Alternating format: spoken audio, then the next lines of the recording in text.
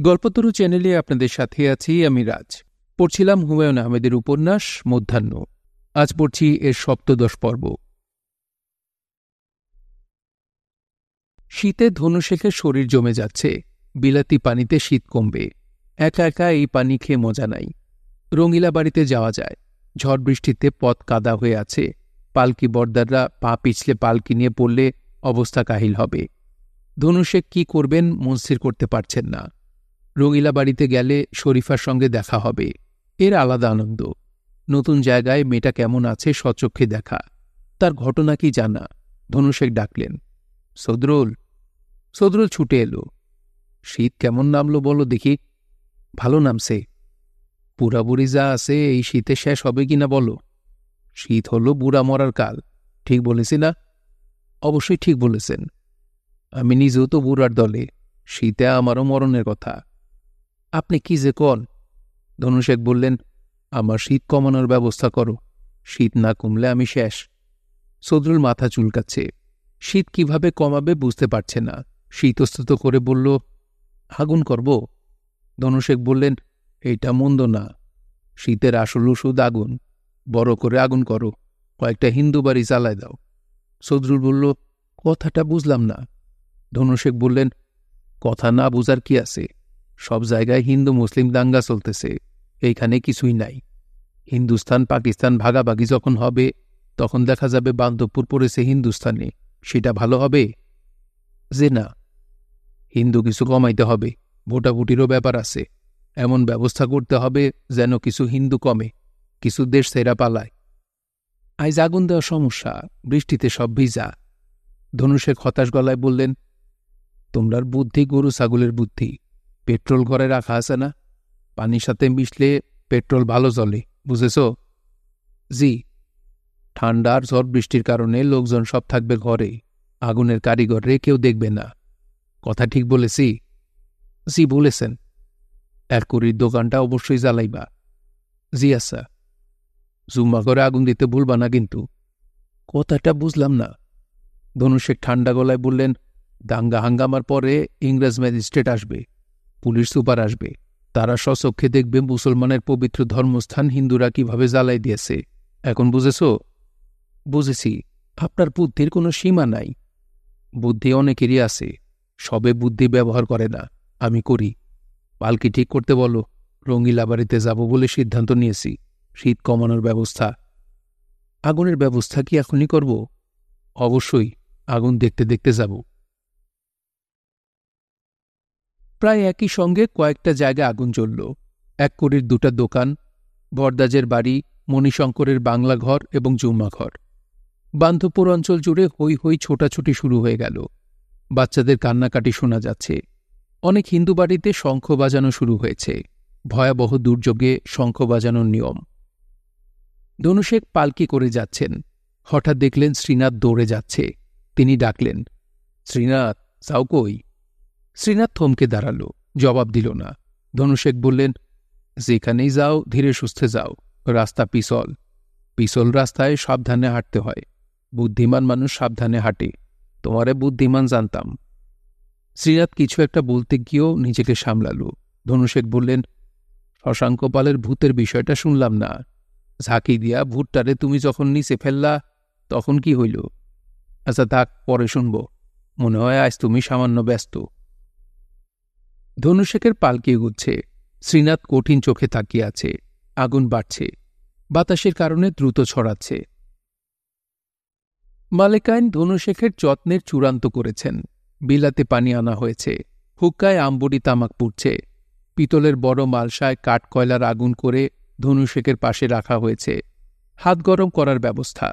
ধনুশেখ বললেন, একটা পা না থাকার কারণে আমার এখানে আসা যাওয়া বড়ই অসুবিধা। আসতে ইচ্ছা করলেও আসতে পারি না। মালেকাইন বললেন, আহা আহা।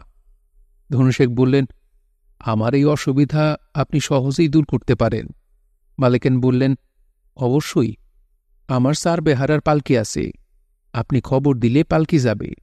আদবের সাথে আপনাকে নিয়ে আসবে। ধনুশেখ বললেন, পালকি আমারও আছে। মালেকাইন বললেন, তাও ঠিক। ধনুশেখ তামাকে লম্বা টান দিয়ে বললেন, আমার সমস্যা দূর করার সহজ উপায় রঙ্গিলা বাড়ির যাকে আমার পছন্দ তারে পালকি দিয়ে আমার কাছে পৌঁছায় দেওয়া। মালেকাইন বললেন, সেইটা সম্ভব না। এই বাড়ির কিছু নিয়ম আছে, অনেক দিনের পুরনো নিয়ম। বাড়ির মেয়ে কোনোখানে পাঠানো যাবে না, এরা থাকবে আলাদা, কোনোখানে যাবে না। দিনের সাথে নিয়ম পাল্টায়, ইংরেজ আমলের নিয়ম আর স্বরাজ আমলের নিয়ম এক না। মালেকাইন বললেন, স্বরাজ এখনো হয় নাই, যখন হবে তখন দেখব, তবে রঙিলা বাড়ির নিয়ম তখনও বহাল থাকবে। ধনুশেখ বললেন, আপনার প্রয়োজন টাকা, নিয়মের আপনার প্রয়োজন নাই। আমি যখন কাউরে নিজের বাড়িতে নিয়ে রাখব, ডাবল টাকা দিব, 3 গুণ টাকাতেও হবে না। ধনুশেখ বললেন, না হলে কি আর করা, আমি নিজেও নিয়ম মানা মানুষ, নিয়মের বাইরে যাই না। বান্ধবপুরের বিভিন্ন জায়গায় আগুন লেগেছে, এই খবর কি পেয়েছেন? পেয়েছি। আগুন নিয়ম মানে না, সে তার ইচ্ছায় এক জায়গা থেকে আরেক জায়গায় যায়। আপনি সাবধানে থাকবেন যেন রঙিলা বাড়িতে আগুন না ধরে। রঙিলা বাড়ি পুইরা ছাই হয়ে গেলে আপনার আমার সবেরই অসুবিধা। মালেকাইন ধনুশেখের গ্লাসে বিলাতি পানি ঢালতে ঢালতে চিন্তিত গলায় বললেন, আপনি কাকে নিজের বাড়িতে নিতে চান? ধনুশেখ বললেন, শরীফাকে। আইজ নিতে চান? রাখবেন কতদিন? জানি না। মালেকাইন বললেন, ঠিক আছে, নিয়ে যান। ধনুশেখ বললেন, আপনার অনেক মেহেরবানি। শরীফা আলাদা পালকিতে ধনুশেখের বাড়িতে যাচ্ছে। তাকে চিন্তিত বা দুঃখিত মনে হচ্ছে না, মনে হচ্ছে সে ক্লান্ত, যেন অনেক দিন শান্তিমতো ঘুমাচ্ছে না। সে পালকিতে ঘুমিয়ে পড়ল। বান্ধবপুরের আগুনে 5 জন মানুষ মারা গেল, এদের মধ্যে মুসলমান একজন, জুম্মাঘরের নতুন ইমাম মোহাম্মদ সিদ্দিক। আগুন লাগার পর সে দরজা খুলে বের হতে পারেনি, দরজা খুঁজে পায়নি। মসজিদের ভেতর ছোটাছুটি করেছে এবং চিৎকার করেছে, ইবলিশ শয়তান, ইবলিশ, ইবলিশ। শেষ মুহূর্ত পর্যন্ত তার ধারণা ছিল ইবলিশ শয়তান কিছু একটা করছে, ইবলিশের মায়া। আসলে আগুন টাগুন কিছুই লাগেনি। গৌরাঙ্গ এক কড়ির দোকানে ঘুমাত। আগুন লাগার পর সে দৌড়ে ঘর থেকে বের হয়ে গিয়েছিল। দোকানের ক্যাশবাক্স উদ্ধারের জন্য সে আবার দৌড় দিয়ে জ্বলন্ত ঘরে ঢুকে। তখনই ঘরের চাল তার উপর পড়ে। ক্যাশবাক্সে ছিল 6 টাকা 7 আনা। বাকি 3 জন শিশু, ভরদাজের 3 মেয়ে, সুশীলা, সূর্যবালা এবং দুর্গা।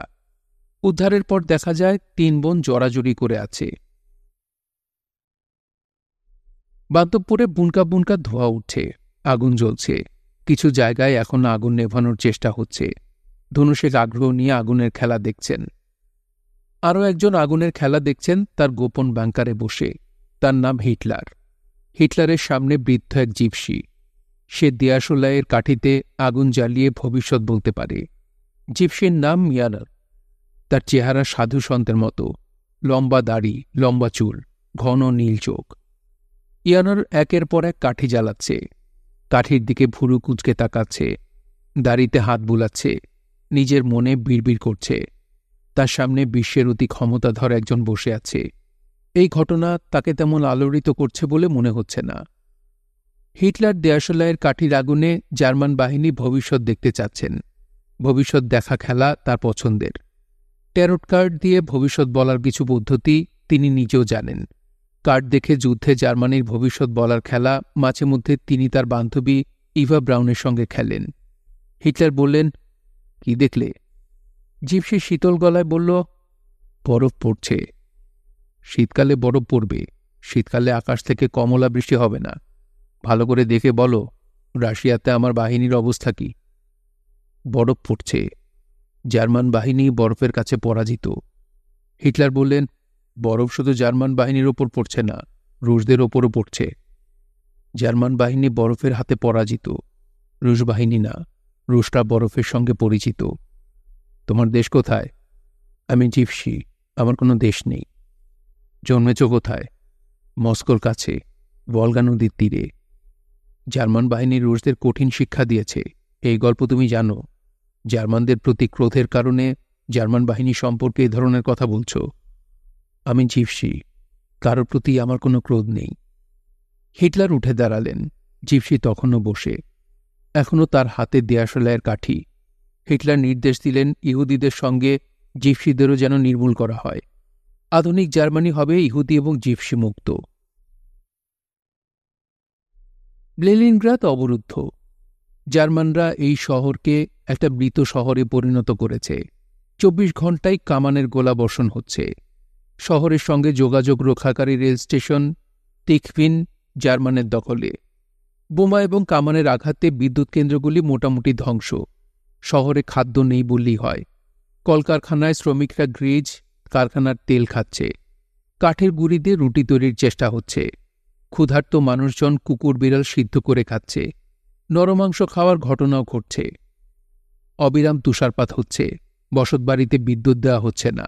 সামান্য বিদ্যুৎ যা তৈরি হচ্ছে চলে যাচ্ছে কারখানাতে। শীতে জমে যাওয়া মানুষজন ঘরের কাপড় চোপড় আসবাবপত্র পুড়িয়ে চেষ্টা করছে শরীর উষ্ণ রাখতে। শহরে শিশুখাদ্য শেষ। কর্তৃপক্ষ প্রতিটি শিশুর জন্য সপ্তাহে 6 গ্রাম চিনি বরাদ্দ করেছেন। সেই চিনির জন্য দীর্ঘ লাইন। জার্মানরা শহরটিতে কোনো খাদ্য আসতে দিচ্ছে না। সব পথ বন্ধ। একটা পথ অবশ্যই খোলা আছে। লাগোদা হ্রদের উপর দিয়ে ট্রাকে করে খাদ্য নিয়ে আসা। ট্রাক আসার জন্য হ্রদের পানি জমে কম করে হলেও 200 মিলিমিটার পুরো হতে হবে। তার জন্য আরও তুষারপাত প্রয়োজন। বন্দি লেনিনগ্রাদবাসী শীতে কাঁপতে কাঁপতে প্রার্থনা করছে আরও দুর্দান্ত শীতের, তুষারপাতের, যেন লাগোদা হ্রদ জমে লোহার মতো শক্ত হয়ে যায়। 26 নভেম্বর 1942 8টা ট্রাক লেনিনগ্রাদ থেকে বের হয় এবং লাগোদা হ্রদ পার হয়ে খাদ্য নিয়ে শহরে ফিরে আসে। খাদ্যের পরিমাণ 33 টন। একই সঙ্গে জাবেরি নামে শহরের সঙ্গে লেনিনগ্রাদের যোগাযোগের জন্য রাস্তা বানানো হয়। জাবেরি থেকে খাদ্য আনার ব্যবস্থা। মাত্র 27 দিনে তৈরি হয় 200 মাইল রাস্তা। এই সড়কই বিখ্যাত রোড টু লাইফ। ডিসেম্বরের 6 তারিখ 300 ট্রাক খাদ্য নিয়ে লেনিনগ্রাদের দিকে যাত্রা করে। রুশরা জার্মানদের হাত থেকে দখল করে নেয় রেল স্টেশন টিকভিন। রুশ বাহিনী ঝাঁপিয়ে পড়ে জার্মানির ওপর। জার্মানদের পরাজয় স্বাদ গ্রহণের পালা শুরু হয়। জুলেখা কলিকাতা বেতার ভবনের একটা ঘরে অনেকক্ষণ হল বসে আছে। ঘরটির বাইরে সাইনবোর্ডে লেখা মহিলাদের বিশ্রাম কক্ষ। 3-4 জন পুরুষ মানুষকে দেখা যাচ্ছে। তারা আসছে যাচ্ছে। ঘরের মেঝেতে ফরাস পাতা, হারমোনিয়াম তবলা আছে। হারমোনিয়ামের পাশেই বিরাট এক পিকদান। কেউ কেউ পানির পিক ফেলার জন্যে ঘরে ঢুকছেন, পিক ফেলে চলে যাচ্ছেন। জুলেখা এসেছে, আজ তাকে একটি গানের সুর দেখিয়ে দেওয়া হবে। সে গলায় গান তুলবে। কাজী নজরুল ইসলামের লেখা ইসলামী গান। ইসলামী গানের এখন খুব কদর হয়েছে। তোরা দেখে যা আমিনা মায়ের কোলে গানটির রেকর্ড আছে সব মুসলমানের বাড়িতে। আব্বাস উদ্দিনের সুরেলা গলা এক্ষেত্রে বড় ভূমিকা রেখেছে। জুলেখা যে গান গাইবে তার কথা, ভালোবাসা পায় না যে জন, রসুল তারে ভালোবাসে, উম্মতেরে ছেড়ে কভু বেহেশতে যায় না সে, যে জন বেড়ায় পিয়াস লয়ে, দাঁড়ে দাঁড়ে নিরাশ হয়ে, সবুরেরই মেওয়া নিয়ে নবীজি তার সামনে আসে, যে খেটে খায় হালাল রুজি তারই দুনিয়াদারি, মোর নবীজি কমলিওয়ালা সহায় যে হন তারি, সংসারে যে নয় উদাসীন, খোদার কাজে যে রহেলীন, রসুল তারে বক্ষে বাঁধেন রহমতেরই বাহুর পাশে। সূত্র: নজরুল গীতি অখণ্ড, আব্দুল আজিজ আলামান, হরফ প্রকাশনী, কলেজ স্ট্রিট, কলকাতা। জুলেখাকে গানের কথা দেয়া হয়েছে, সুর বলা হয়নি। কাজী নজরুল ইসলাম তাকে সুর দেখিয়ে দেবেন এবং গলায় গান তুলে দেবেন। এই আলাভোলা মানুষটার সঙ্গে জুলেখার পরিচয় আছে। তিনি যখন রেকর্ড কোম্পানিতে চাকরি করতেন তখনই পরিচয়। কাজী নজরুল রেকর্ড কোম্পানির কাজ ছেড়ে রেডিওতে যোগ দিয়েছেন। রেডিওকে বলা হচ্ছে আকাশবাণী, রবীন্দ্রনাথের দেয়া নাম। আকাশবাণীতে যোগ দেওয়ার পর থেকে কবি নজরুল অন্যমনস্ক, কথাবার্তা এলোমেলো, হঠাৎ হঠাৎ বিচিত্র সব কথা বলেন।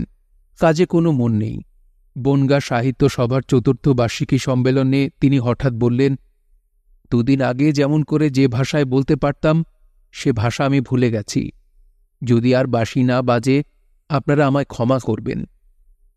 কবি নজরুল তার অতি ঘনিষ্ঠদের অদ্ভুত অদ্ভুত কথাও বলেছেন, যেমন আল্লাহর সঙ্গে তার দেখা হয়েছে, অনেক গুরু বিষয় নিয়ে কথা হয়েছে, মা কালীর সঙ্গেও কথা হয়েছে। মা কালীর কণ্ঠস্বর অতি মধুর ও সুরেলা। জুলেখা কয়েকবার রেডিও অফিসে খোঁজ নিয়েছে। কাজীদা আসেননি। সম্ভবত আজ আর গান তোলা হবে না। জুলেখা চলে যাবার জন্যে মন ঠিক করে ফেলার সঙ্গে সঙ্গেই কাজী নজরুল ঢুকলেন। পরনে ধুতি পাঞ্জাবি, গলায় গেরুয়া চাদর। কবি সরাসরি হারমোনিয়ামের সামনে বসে জুলেখাকে ডাকলেন। জুলিয়া, ভালো আছো? জুলেখা কবির সামনে বসল। কবি তাকে জুলিয়া ডাকেন। জুলেখার নামটা নাকি তার মাথায় থাকে না, পাতলা হয়ে জুলিয়া হয়ে যায়। জুলিয়া, তুমি এই গান গাইবে বেনুকা রাগিনীতে। বেনুকা আর দোলনচাপা এই দুটা রাগিনী আমার তৈরি, তোমাকে বলেছি না? জুলেখাকে এই বিষয়ে কাজী নজরুল কখনো কিছু বলেননি, তবু জুলেখা হ্যাঁ সূচক মাথা নাড়ল।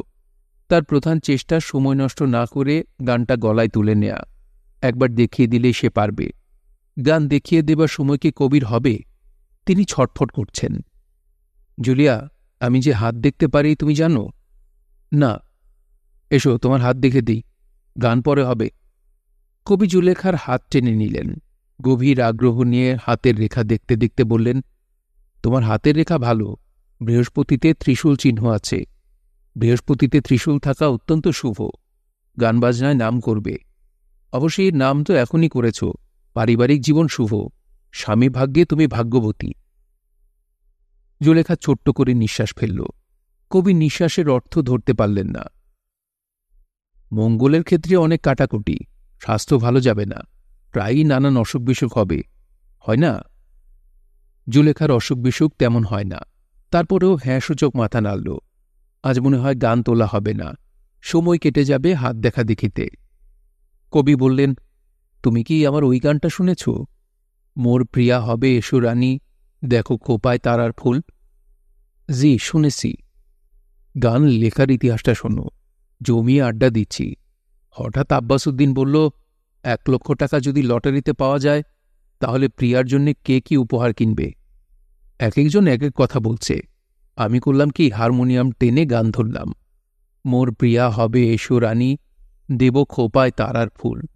হা হা হা, 1 পয়সা খরচ হল না। প্রিয়া তার উপহার পেয়ে গেল। হা হা হা হা হা। জুলেখা তাকিয়ে আছে।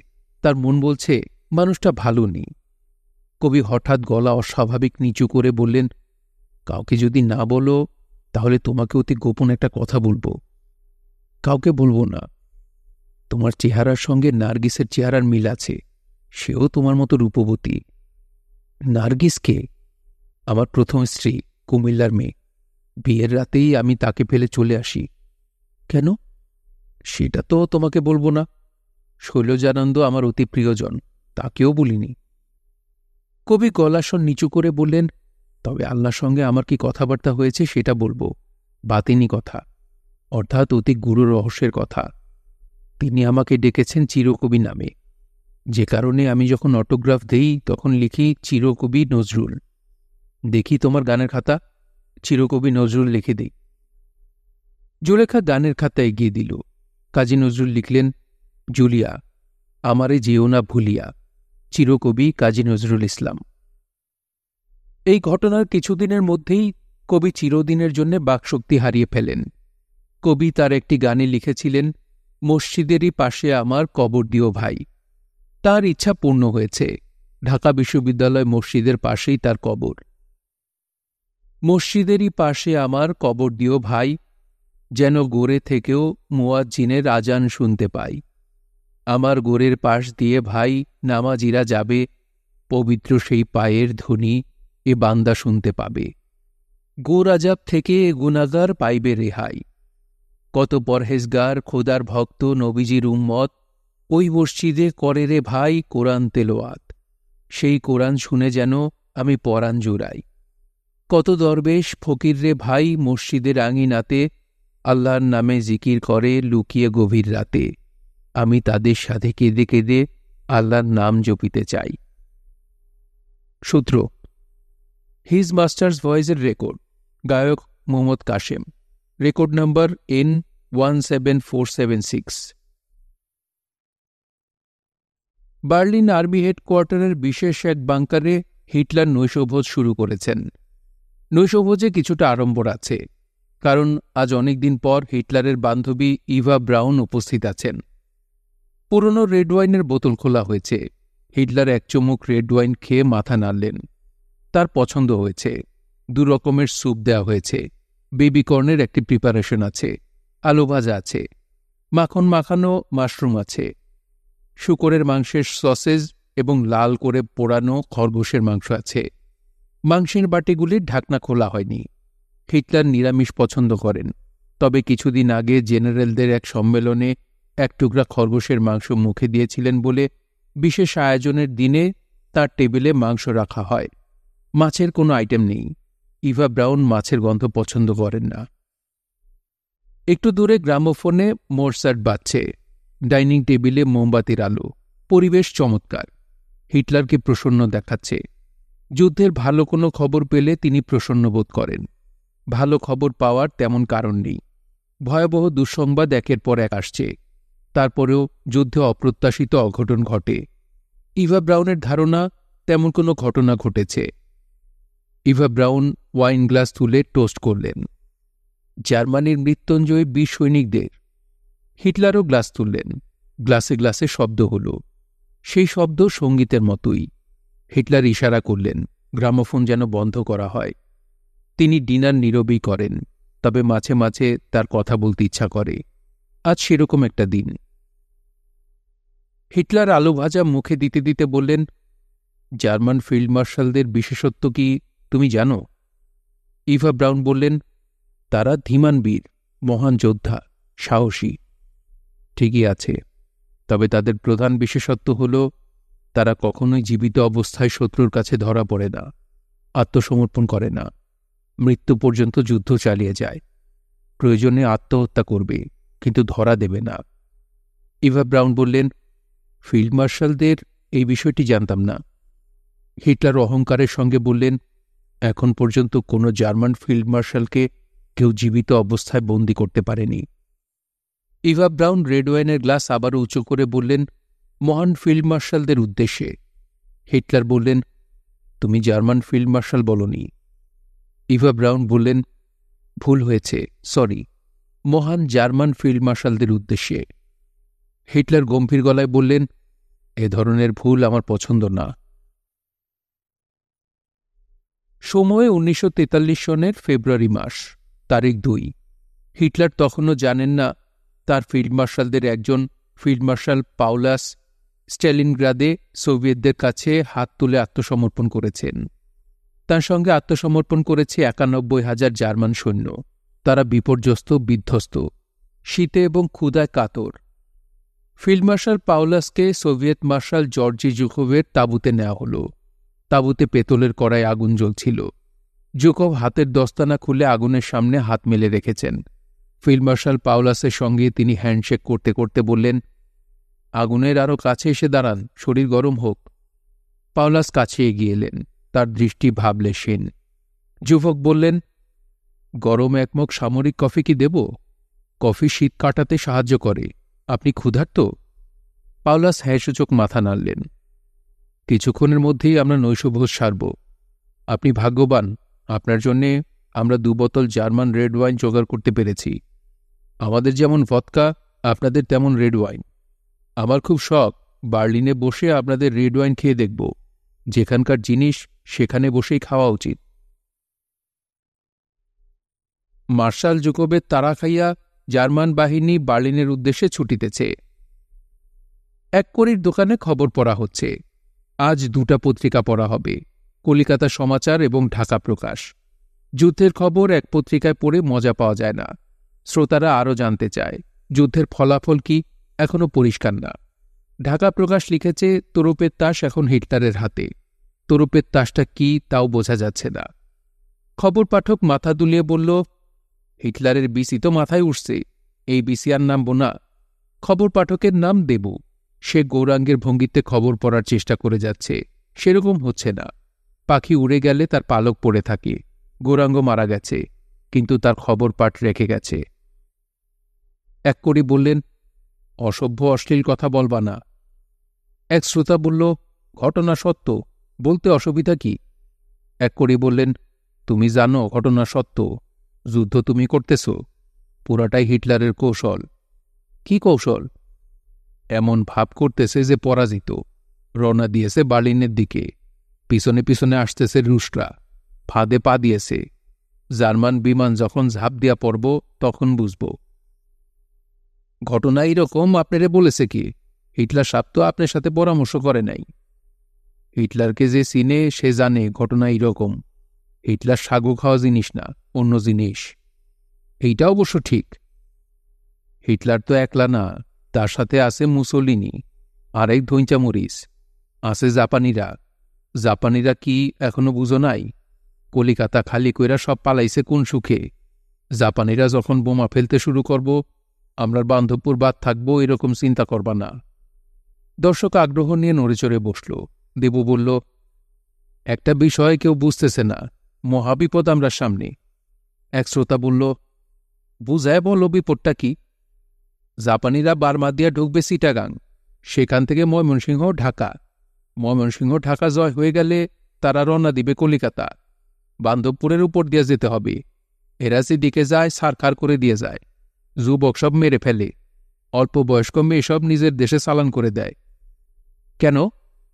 দেবু বিরক্ত হয়ে বলল, এক একটা প্রশ্ন এমন করেন, মেয়ে দইরা নিয়ে যাবে কেন বুঝেন না? মা ডাকার জন্য নিবে না। এক করে বললেন, বাজে আলাপ বন্ধ, কাগজ পড়ো। দেশের মেয়ে নিয়ে যাওয়া সহজ না। নেতাজি স্বয়ং আছেন, নেতাজিও সাগু খাওয়া লোক না। খবর পাঠ চলতে থাকে। ভয়াবহ কিছু ঘটতে যাচ্ছে, এই চিন্তার মধ্যে কি কোনো আনন্দ আছে? হয়তো আছে। খবর শুনতে আসা মানুষদের আনন্দিত মনে হয়। মানুষ বড়ই বিচিত্র জীব। ধনুশেখও খবর শুনছেন। তাকে পড়ে শোনাচ্ছে আতর। ধনুশেখ খাটে হেলান দিয়ে বসেছেন, পায়ের উপর কম্বল চাপা দেয়া, হাতে তামাকের নল, চোখে চশমা। এমনিতে তিনি চশমা পরেন না, যখন খবর শুনতে বসেন তখন আয়োজন করে চশমা চোখে দেন। ধনুশেখের বাড়িতে যে কাগজ আসে তার নাম যুদ্ধ সংবাদ। সেখানে যুদ্ধের খবর ছাড়া আর কোনো খবর থাকে না। এই ভালো, যুদ্ধের খবর ছাড়া আর সব খবরই এখন গুরুত্বহীন। খবর পড়া শেষ হয়েছে। আতর চলে যাবার জন্য উঠে দাঁড়িয়েছে। ধনুশেখ বললেন, একটু বসো, কথা আছে। আতর বসল। অনেকদিন ধরে একটা কথা তোমাকে জিজ্ঞাসা করব বলে ভেবেছি, জিজ্ঞাসা করা হয় নাই। জিজ্ঞাসা করেন। শরীফারে বাড়ি থেকে পালাবার ব্যবস্থা কি তুমি একাই করেছ, নাকি আরও কেউ তোমার সঙ্গে ছিল? আমি একাই করেছি। যে কাজটা করেছ তাতে শরীফার লাভ হয়েছে না ক্ষতি হয়েছে? ভালো মতো চিন্তা কইরা উত্তর দাও। ক্ষতি হয়েছে। অল্প ক্ষতি না বড় ক্ষতি? বড় ক্ষতি। এতে কি প্রমাণিত হয়েছে বলো? আতর চুপ করে আছে। সে বুঝতে পারছে না তার বাবা কি উত্তর শুনতে চাচ্ছেন। তিনি যে উত্তর শুনতে চাচ্ছেন সেই উত্তর ছাড়া অন্য কোনো উত্তরেই তিনি সন্তুষ্ট হবেন না। ধনুশেখ হুক্কার নলে লম্বা টান দিয়ে বললেন, এতে প্রমাণিত হয়েছে নারী বুদ্ধি প্রলয়ঙ্করী। ভবিষ্যতে আর কখনো নিজের বুদ্ধিতে কিছু করবা না। আচ্ছা, এখন বলো, আমারে তুমি কি অপছন্দ করো? করি। অল্প অপছন্দ করো না বেশি? বেশি। ঘৃণা করো? যারে ঘৃণা করো তারে সব সময় চোখের সামনে দেখা তো ভালো কথা না। কাজেই আমি সিদ্ধান্ত নিয়েছি তোমার বিবাহ দিব। এক ছেলের পিতার সঙ্গে আগে কথা হয়েছিল। তাকে পত্র দিয়েছিলাম ছেলে এবং ছেলের পিতা যেন তোমাকে দেখে যায়। পত্রের উত্তর এসেছে। 2-1 দিনের মধ্যে তারা আসবে। সন্ধ্যাকালে কন্যা দেখানো হবে। যদি পছন্দ হয় তাহলে বিবাহের দিন এবং কাবিন ধার্য হবে। এই বিষয়ে কিছু বলতে চাও? না। তোমার পাড়া বেড়ানি অভ্যাস আছে আমি জানি। আগামীকাল থাইকা যেন ঘরের বাইরে পা না যায়। আচ্ছা, যার সঙ্গে বিবাহের কথাবার্তা হয়েছে তার বিষয়ে কিছু জানতে চাও? না। ধনুশেখ বললেন, জানতে না চাইলেও আমার জানানো কর্তব্য। ছেলের পারিবারিক অবস্থা ভালো না, তবে ছেলে উচ্চশিক্ষিত। MA পরীক্ষা দিয়েছিল, পাশ হয় নাই, আবার দিবে, বুঝেছ? গোটা বান্ধবপুরে MA পরীক্ষা দেওয়া কেউ নাই, এটা খেয়াল রাখবা। ছেলের গাত্রবর্ণ কালো, তবে পুরুষ মানুষের কালো গাত্রবর্ণ শুভ। ছেলের নাম শাহনেয়াজ। এখন সামনে থেকে বিদায় হও। আমগাছের চারপাশে শিবশঙ্কর ঘুরছে। তাকে দেখেই মনে হচ্ছে সে অসুস্থ। গতরাতে তার জ্বর এসেছে, এখন জ্বর নেই। তবে মনে হচ্ছে জ্বর আসবে। মাথা ফাঁকা লাগছে, জ্বর আসার আগে এরকম লাগে। শিবশঙ্কর ঠিক করেছে শরীর যখন ঠিক থাকবে, মন ভালো থাকবে, তখন সে ক্লকওয়াইজ ঘুরবে। আবার শরীর যখন খারাপ থাকবে, মনও ভালো থাকবে না, তখন ঘুরবে অ্যান্টি ক্লকওয়াইজ। এখন সে অ্যান্টি ক্লকওয়াইজ ঘুরছে। আতর কাছে এসে দাঁড়িয়েছে। তার মাথায় ওড়না, ওড়নার রং গাঢ় হলুদ, তার পরনের শাড়ির রং নীল। সে শাড়ি দিয়ে মাথায় ঘোমটা দেয়নি, ওড়না দিয়ে দিয়েছে। আতর আজ একা আসেনি, হামিদাকে নিয়ে এসেছে। হামিদা যথারীতি বোরকা পরা। সে আতরের মাথায় ছাতা ধরে রেখেছে। হামিদার কাঁধে কাপড়ের ব্যাগ। আতর হামিদাকে দাঁড়া করিয়ে এগিয়ে গেল। শিবশঙ্কর বলল, আমি তোমার জন্য সুন্দর একটা নাম খুঁজে বের করেছি। আতর নামটা কি সুন্দর না? হ্যাঁ সুন্দর, কিন্তু তার চেয়েও সুন্দর। নামটা বলবো? না, এখন পর্যন্ত আতর নামটাই আমার পছন্দ। যেদিন পছন্দ হবে না, আপনার কাছ থেকে নতুন নাম নেব। তোমার সঙ্গে বোরকা পরা উনিকে? আমার পাহারাদার। আপনি কি আমার একটা কাজ করে দেবেন? অবশ্যই। কি কাজ? একটা চিঠি লিখে দেবেন। আমি একজনকে একটা চিঠি পাঠাবো, জরুরি চিঠি। আজই পাঠাতে হবে। তুমি তো লিখতে পারো। আমি চাই না যাকে চিঠি লিখব সে আমার হাতের লেখা দেখে আমাকে চিনে ফেলুক। কাগজ কলম তো আনি নাই। কাগজ কলম আমার সঙ্গে আছে, দিব? দাও। আমার হাতের লেখা কিন্তু ভালো না, তবে বানান ভুল হবে না। আতর হামিদার কাছ থেকে কাগজ এবং কলম এনে দিল। শিবশঙ্কর চিঠি লিখতে বসেছে, আতর পাশে দাঁড়িয়ে। শিবশঙ্কর বলল, সম্বোধন কি লিখব? আতর বলল, সম্বোধন লাগবে না, লিখেন। আমার খুব ইচ্ছা আপনার সঙ্গে আমার বিবাহ হয়। এটা কি সম্ভব? যদি সম্ভব মনে করেন তবে বাড়ির সামনে একটা খুঁটি পুঁতবেন। খুঁটি দেখে বুঝব। আপনার চিরদিনের দাসী আতর। শিবশঙ্কর বলল, দাসী লিখব কেন? আতর বলল, আমার দাসী লিখতে ইচ্ছা করতেছে। দাসীর চেয়েও নিচে যদি কিছু থাকত তাই লিখতে বলতাম। শিবশঙ্কর বলল, যাকে তুমি এই চিঠি লিখছ সে যে কি খুশি হবে, কয়েকটা খুঁটি পুঁতবে। আতর বলল, আমাকে বিয়ে করলে খুশি হবে কেন? কারণ তুমি ভালো মেয়ে, দেখতেও সুন্দর, সবাই সুন্দর পছন্দ করে। আপনি করেন? না। আপনি কি পছন্দ করেন? বুদ্ধি। আতর বলল, আচ্ছা যাই। শিবশঙ্কর বলল, চিঠিটা নিয়ে যাও। আতর বলল, চিঠিটা আপনার জন্যে। আতর ছোট ছোট পা ফেলে যাচ্ছে। সে একবারও পেছনে তাকাল না। শিবশঙ্কর চিঠি হাতে নিয়ে বসে আছে। তার মুখ ছাইবর্ণ, শ্বাসকষ্ট হচ্ছে। যে জ্বর আসবো আসবো করছিল সে জ্বর এসে গেছে। চোখ জ্বালাপোড়া করছে। রোদের দিকে তাকাতে পারছে না। তার মনে হচ্ছে যেই তাকে দেখছে সেই বুঝে ফেলছে ঘটনা কি। শিবশঙ্কর চিঠিটাকে গুটি পাকিয়ে বলের মতো করেছে। সেই বল হাতের মুঠিতে লুকানো। চিঠিটা সে খুবই গোপন কোনো জায়গায় লুকিয়ে রাখবে, এমন কোনো গোপন জায়গা যেন কেউ কোনোদিন খুঁজে না পায়। সে চিঠি নিয়ে জঙ্গলের দিকে রওনা হবে। গহীন জঙ্গলে ঢুকে পড়বে। বড় কোনো গাছ খুঁজে বের করবে। বড় বড় গাছের কাণ্ডে কাঠবিড়ালি গর্ত তৈরি করে। চিঠিটা রাখতে হবে এমন কোনো গর্তে।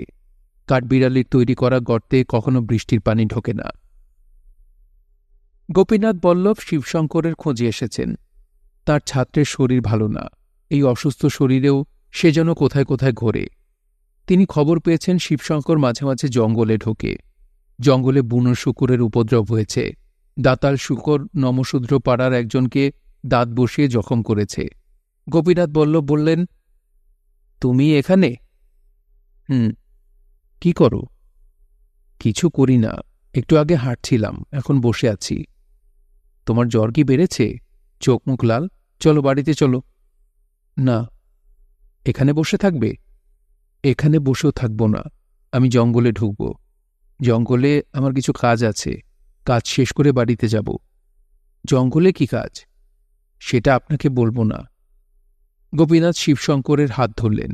শিবশঙ্করের মনে হল তার হাতের চিঠি কেড়ে নিতে যাচ্ছে। সে এক ঝটকায় হাত সরাল, কঠিন গলায় বলল, আমার কাছে আসবেন না। তোমার কাছে আসব না কেন? আপনাকে নিষেধ করেছি এই জন্যে। এখন থেকে আমি আপনার কোনো কথা শুনব না। আপনি একজন মূর্খ, স্বাস্থ্যবিদ্যার কিছুই জানেন না, আয়ুর্বেদ চিকিৎসারও কিছু জানেন না। তোমার হয়েছে কি? শিবশঙ্কর উঠে দাঁড়াল। গোপীনাথ চিন্তিত মুখে বললেন, যাও কই? জঙ্গলে যাই। আপনি আমার পেছনে পেছনে আসবেন না। যদি আসেন আমি ভয়ঙ্কর কাণ্ড করব। আমার তো মনে হয় তোমাকে ভূত পেতনিতে ধরেছে। শিবশঙ্কর হঠাৎ দৌড়াতে শুরু করল। তার হাতের মুঠায় চিঠি। পেছনে পেছনে দৌড়ালেন গোপীনাথ। তবে তিনি শিবশঙ্করের নাগাল পেলেন না। সে গহীন জঙ্গলে ঢুকে গেল। দুপুরের পর অনেক ঝামেলা করে তাকে উদ্ধার করা হল। সে অনেক উঁচুতে একটা কড়ই গাছের ডাল জড়িয়ে ধরে জ্বরের ঘোরে কাঁপছিল। বান্ধবপুরে ছড়িয়ে পড়ল মণিশঙ্করের ছেলে শিবশঙ্করকে ভূতে ধরেছে। ভূত তাকে কড়ই গাছের মাথায় নিয়ে তুলেছিল। ভূত নামানোর জন্যে ভূতের ওঝা আনতে লোক ছুটল। ধনু শেখের বাড়িতে কনে দেখার লোকজন উপস্থিত। 2-1 দিনের মধ্যে তাদের আসার কথা। তারা আজই চলে এসেছে। আজ দিনটা নাকি বিশেষ শুভ। বর শাহনেয়াজ এসেছে। তার বাবা, বড় চাচা এবং এক মামা এসেছেন। তাদেরকে সমাদর করে বসানো হয়েছে। মুরব্বীরা অপেক্ষা করছেন কন্যা সুন্দর আলোর জন্য। এই আলোয় কুরূপা মেয়েকেও অপরূপ মনে হয়। শাহনেয়াজ হালকা পাতলা গড়নের উজ্জ্বল শ্যামবর্ণের যুবক, লাজুক স্বভাবের। সহজে চোখ তুলে তাকাচ্ছে না। বেশিরভাগ সময়ই তার দৃষ্টি জানলার দিকে। জানলা দিয়ে বড় গাঙের খানিকটা দেখা যাচ্ছে। আতর যখন হামিদার হাত ধরে ঘরে ঢুকল, তখনও শাহনেয়াজ জানলা দিয়ে তাকিয়ে। আতরকে বেশ কিছু পরীক্ষা দিতে হল, যেমন গামলায় দুপা ডুবিয়ে মেঝের ওপর হেঁটে যাওয়া পরীক্ষা। মেঝেতে পায়ের পাতার ছাপ কীরকম পড়ছে তা দেখাই এই পরীক্ষার উদ্দেশ্য। মেঝেতে ছাপ যত কম পড়বে তত ভালো। এরপর শুরু হল সুতা পরীক্ষা। পায়ের কোনো আঙুল জোড়া কিনা তা সুতা ঢুকিয়ে দেখা। ছাপ পরীক্ষার পর ধর্মজ্ঞান বিষয়ক পরীক্ষা, যেমন বেতরের নামাজের নিয়ত কি, ওজন নিয়ত কি। ধর্ম পরীক্ষার পর সাধারণ বুদ্ধি পরীক্ষা, যেমন 1 সের বেগুন ডুবাতে কত সের পানি লাগবে। সাধারণ জ্ঞান পরীক্ষার সময় শাহনেয়াজ বিরক্ত হয়ে বলল, যথেষ্ট হয়েছে, আর কত? বেগুন পানিতে ডুবানোর দরকার কি? প্রশ্নকর্তা শাহনেয়াজের চাচা। তিনি বললেন, দরকার আছে। তুমি যা বুঝো না তা নিয়ে কথা বলবে না। মুরব্বীদের সঙ্গে কথা বলতে হয় আদবের সঙ্গে। তোমার মধ্যে আদবের অভাব দেখলাম। যাই হোক, মা আতর, এখন বলো কোন জিনিস বিহনে খাদ্য প্রস্তুত হবে না? আতর বলল, আগুন। হয় নাই। শশা লবণের সিটা দিয়া খাওয়া যায়, আগুন লাগে না। আতর বলল, লবণ? না, লবণ না। চিন্তাভাবনা করে বলো, যা মনে আসে তাই বলবা না। শাহনেয়াজ বলল, চাচা, আপনিও চিন্তাভাবনা করে প্রশ্ন করেন, এইসব কি প্রশ্ন? শাহনেয়াজের বড় চাচা উঠে দাঁড়ালেন। কঠিন গলায় বললেন, তোমার এই বেয়াদবি তো আমি নিব না। সবার সামনে অপমান করেছ। নিজেকে তুমি কি ভাবো? তাকে বসানোর চেষ্টা করা হলো। সব চেষ্টাই বিফলে গেল। তিনি এই মুহূর্তেই নৌকা নিয়ে গ্রামে ফিরবেন। বিরাট হট্টগোল শুরু হল। এই হট্টগোলের মধ্যে শাহনেয়াজ আতরকে স্পষ্ট গলায় বলল, মেয়ে দেখার নামে আমরা যে অপমান তোমাকে করেছি তার জন্য কিছু মনে করো না। ধনু শেখ শাহনেয়াজের বড় চাচাকে ফেরাবার ব্যবস্থা করলেন। তার লোকজন গিয়ে পায়ে ধরে তাকে ফেরত আনল। গ্রামের মানুষজনের কাছে পায়ে ধরা অনেক বড় জিনিস। বড় চাচার মাধ্যমেই জানা গেল যে কন্যাকে সবারই অত্যন্ত পছন্দ হয়েছে। সুলক্ষণা কন্যা। এখন সবচেয়ে ভালো হয় মাওলানা ডাকিয়ে বিয়ে পড়িয়ে দিলে। পছন্দ হবার পর বিয়ে ফেলে রাখতে হয় না। কন্যার উপর জিনের নজর পড়ে। বিয়ে পড়ানো হয়ে গেলে জিন নজর দিতে পারে না। বিবাহিত মেয়েদের বিষয়ে জিনের কোনো আগ্রহ নেই। শিবশঙ্করের ভূত নামানোর ওঝা চলে এসেছে। উঠানে আগুন করা হয়েছে। আগুনের সামনে জল চৌকিতে বসানো হয়েছে শিবশঙ্করকে। তার চোখ রক্তবর্ণ, মুখ দিয়ে বাচ্চাদের মতো লালা পড়ছে। আগুনে হলুদ পুড়তে দেওয়া হয়েছে। ওঝা মন্ত্রপাঠ করছেন। কালীঘাটে কালী মা, হায় আলী, হায় ফাতেমা, পুবে গুনাই ঘট, রাখিলাম জঙ্গল পট, বিষ্ণু হইলা পেকাম্বর, আদর্শ ফসুল পানি, ইত্যাদি। মন্ত্র পড়া শেষ করে শুকনা মরিচ পোড়া শিবশঙ্করের নাকের কাছে ধরা হল। ওঝা কঠিন গলায় বললেন, তুই কে? তোর নাম কি? তুই থাকস কই? না বললে বান মাইরা কি করব তার নাই ঠিক। বল, কই থাকস? শিবশঙ্কর গোঙাতে গোঙাতে বলল, গাছে থাকি। তুই নারী না পুরুষ এইটা বল। নারী? ওঝা তৃপ্তির হাসি হেসে বলল, সা ভেবেছিলাম তাই, পেত্তনিতে ধরেছে। জংলায় 3-4টা পেত্তনি থাকে, সব কয়টা দুষ্টের সেরা। এই, তোর নাম বল। নাম না বললে মোর স্পুরা নাকের ভেতর ঢুকাই দিব। শিবশঙ্কর বিড়বিড় করে নাম বলল। পরিষ্কার করে বল, সবাই যেন শুনে। এইভাবে বল, তোর নাম কি? হরিদাসী। দর্শকদের মধ্যে গুঞ্জন উঠল, কারণ অল্প কিছুদিন আগেই হরিদাসী মারা গেছে। তাকে শ্মশানে পুড়িয়ে তার ছাই পাঠানো হয়েছে গঙ্গায় ফেলার জন্যে। তার যে গতি হয় নাই, সে প্রেতজনী প্রাপ্ত হয়েছে, এটা বান্ধবপুরের লোকজন জানত না। আতর তার স্বামীর সঙ্গে বিশাল রিলিং দেয়া খাটের এক কোণে জড়সড় হয়ে আছে। মেঝেতে আতরের দাসী হামিদা বসে আছে। প্রথম বাসরের এই নিয়ম, স্বামী যেন স্ত্রীর খুব কাছে যেতে না পারে, তার জন্যে পাহারার ব্যবস্থা। সারা রাত সে এখানেই থাকবে। শানেয়াজ নিচু গলায় বলল, আমি যে কবিতা লিখি, এটা বোধহয় তুমি জানো না। আমার 3টা কবিতা সওগাতে ছাপা হয়েছে। সওগাত পত্রিকার নাম শুনেছ? আতর না সূচক মাথা নাড়ল। বাংলা পড়তে পারো? আতর হ্যাঁ সূচক মাথা নাড়ল। শরৎবাবুর উপন্যাস পড়েছ? আতর না সূচক মাথা নাড়ল। আনোয়ারা পড়েছ? আতর আবারও না সূচক মাথা নাড়ল। শানেয়াজ বলল, এখন থেকে গল্প উপন্যাস পড়বে, আমি জোগাড় করে দিব। সাহিত্যবোধ তৈরি না হলে আমার কবিতা বুঝতে পারবে না। এখন তোমাকে বিদ্যাসুন্দর পড়ে শোনাব, মন দিয়ে শোনো, বুঝতে পারো কিনা দেখো। বিদ্যার রূপ বর্ণনা পড়ব। বিদ্যা ছিল তোমার মতোই রূপবতী, তার রূপের বর্ণনা এবং তোমার রূপের বর্ণনা একই, বুঝেছ? আতর আবার না সূচক মাথা নাড়ল। তবে তার ধারণা সে মানুষটাকে বুঝতে পারছে, পাগলা ধরনের মানুষ। পাগলা না হলে বই খাতা নিয়ে কেউ স্ত্রীর সঙ্গে গল্প করতে আসে না। শুনো রাজা সাবধানে, পূর্বে ছিল এই স্থানে বীরসিংহ নামে নরপতি। বিদ্যা নামে তার কন্যা, আছিল পরম ধন্যা। রূপে লক্ষ্মী, গুণে সরস্বতী। প্রতিজ্ঞা করিল সেই, বিচারে জিতিবে যেই, পতি হবে সেই যে তাহার। রাজপুত্রগণ তাই আসিয়া হারিয়া যায়, রাজা ভাবে কি হবে ইহার। শানেয়াজ মুগ্ধ হয়ে পড়ছে। আতর তাকিয়ে আছে। আতরের হঠাৎ মনে হল তার জীবনটা মনে হয় সুখেই কাটবে। আজ ভোরেই সে শিবশঙ্করকে একটা চিঠি দিয়েছে, এই ভেবে এখন খারাপ লাগছে। বই থেকে চোখ তুলে শানেয়াজ বলল, আতর। জি? কি পড়ছি বুঝতে পারছো তো? পারছি। লোচন অর্থ কি বলো? ওই যে লাইনটা, বিধি চক্ষু দিল যারে, সে যদি না দেখে তারে, তাহার লোচনে কি বা ফল। আতর বলল, লোচন অর্থ আমি জানি না। লোচন হল চক্ষু। লাইন দুটার অর্থ হল, বিধি যাকে চোখ দিয়েছেন, সে যদি সেই চোখে না দেখে, তাহলে চোখ দিয়ে লাভ কি, বুঝেছ? জি। বুঝতে না পারলে বলবে, আমি বুঝিয়ে দেব। হাসে কে? কে যেন হাসল? হামিদা হাসে, আপনার কথা শুনে মজা পেয়ে হাসে।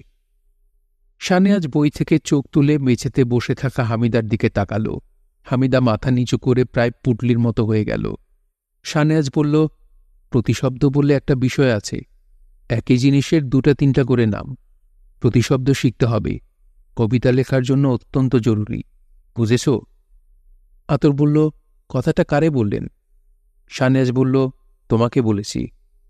হামিদার দিকে তাকায় বলেছেন তো, এই জন্যে ভাবলাম তাকে বলেছেন। তোমাকেই বলেছি। এখন তুমি বলো দেখি, দুপুরের প্রতিশব্দ কি? জানি না। হুট করে জানি না বলবা না, চিন্তা ভাবনা করো, চিন্তা ভাবনার প্রয়োজন আছে। আচ্ছা দেখি আমি কয়টা বলতে পারি। শানেয়াজ চোখের চশমা খুলল, চোখ বন্ধ করে গড়গড় করে প্রতিশব্দ বলতে থাকল। দুপুর, মধ্যাহ্ন, দ্বিপ্রহর, মাঝবেলা, দিবামধ্য, মধ্যদিন, জোহর। আতরের হাসি আসছে, সে হাসি চেপে রাখার চেষ্টা করছে। শানেয়াজ বলল, এখন আসো, রাতের প্রতিশব্দ কি জানো বলতে থাকো। আতর অনেক ভেবেচিন্তে বলল, নিশা। শানেয়াজ বলল, হয়েছে, আরও বলো। আর পারব না, আপনি বলেন। শানেয়াজ গড়গড় করে প্রতিশব্দ বলে যাচ্ছে।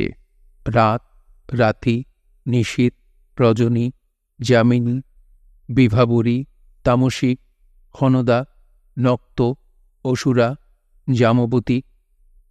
আতর খিলখিল করে হেসে ফেলল। শানেয়াজ বন্ধ চোখ খুলে বিরক্ত হয়ে বলল, হাসো কেন? আতর বলল, আপনার যা মনে আসতেছে আপনি বলতেছেন। কি বললা তুমি? আমি ডিকশনারি মুখস্থ করা লোক। ডিকশনারি মুখস্থ করতে গিয়ে প্রথমবার MS সেকেন্ড পার্ট পরীক্ষায় ফেল করেছি। ও আচ্ছা, তোমাদের বাড়িতে কি ডিকশনারি আছে? না, ডিকশনারি থাকলে তোমার কাছে পরীক্ষা দিতাম। আতর বলল, পরীক্ষা দিতে হবে না, রাত অনেক হয়েছে, ঘুমাবেন না? শানেয়াজ বলল, রাতে আমি ঘুমাই না। যারা কবি সাহিত্যিক তাদের জন্য রাতের ঘুম হারাম। কবি সাহিত্যিকরা রাতে চিন্তা ভাবনা করেন, দিনে ভাব আসে না, ভাব আসে রাতে। আপনি ঘুমান কখন? দিনে, বলতে গেলে সারাদিনই ঘুমাই। আতর, একটা কলম এনে দাও তো, দেখি কিছু লেখা যায় কিনা। তোমাকে নিয়ে একটা কবিতা লিখে রাখি।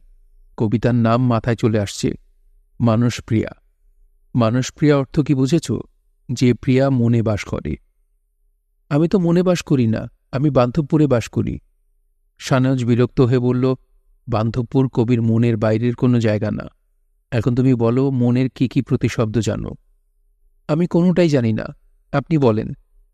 শানেয়াজ আগ্রহ নিয়ে প্রতিশব্দ বলছে। প্রতিশব্দ বলার সময় সে চোখ বন্ধ করে থাকে। কাজেই হামিদা ঘোমটা তুলে আতরের দিকে তাকিয়ে হাসল।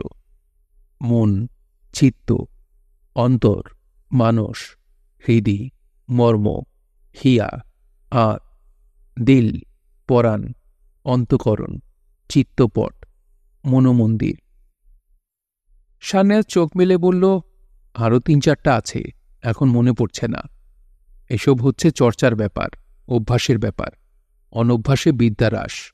যাও, কাগজ কলম নিয়ে আসো। নাকি তোমাদের বাড়িতে কাগজ কলমের ব্যবহার নাই? হামিদা কাগজ কলম আনতে গেল। অনেকক্ষণ হয়ে গেছে, সে ফিরছে না। শানেয়াজ বলল, ব্যাপার কি? আতর বলল, হামিদা ফিরবে না।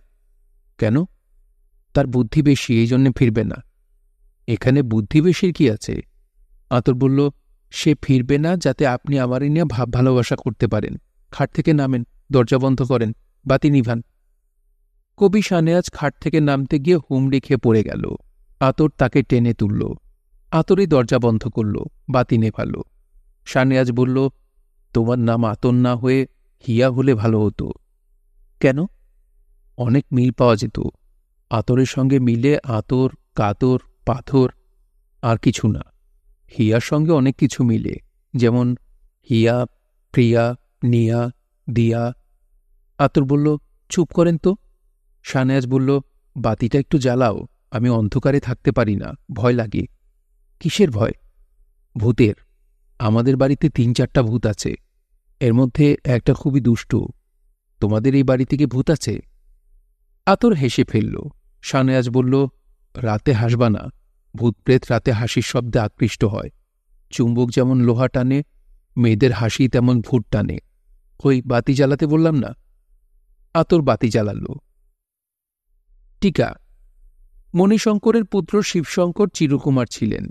তার PhD গবেষণাপত্র অ্যান ইন্ট্রোডাকশন টু ট্যান্ট্রিক বুদ্ধিজম তিনি উৎসর্গ করেছিলেন একজন মুসলমান কিশোরীকে।